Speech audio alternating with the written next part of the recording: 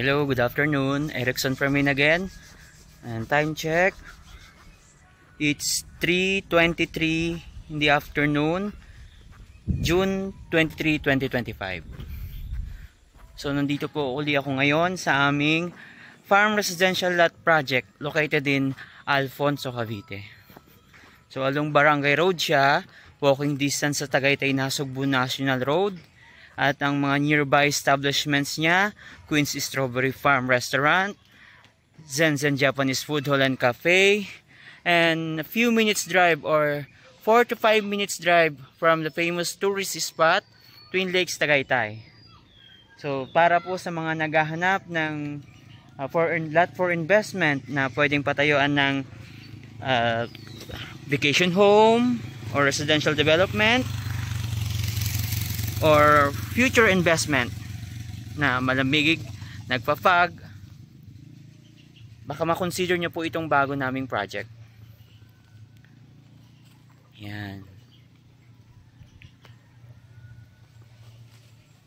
So hindi po siya magiging subdivision, pero lalagyan siya ng development sa loob.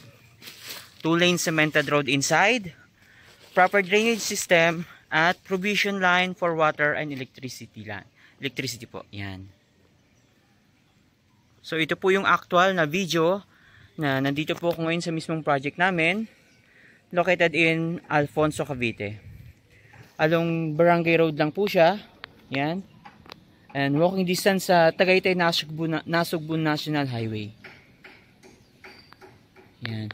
Para po sa mga naghahanap ng property sa malamig na lugar, baka makonsider nyo po ito na legit talaga na nagpa-fog at malamig yung area. Yan.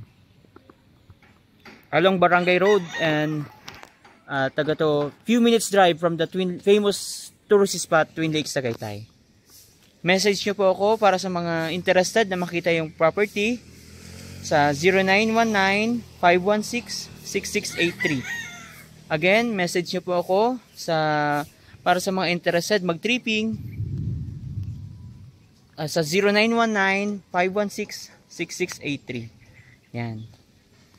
Farm residential lot na nagpa-fog at na located dito sa malamig na bayan ng Alfonso, Cavite. Yan. Maraming salamat po sa panonood.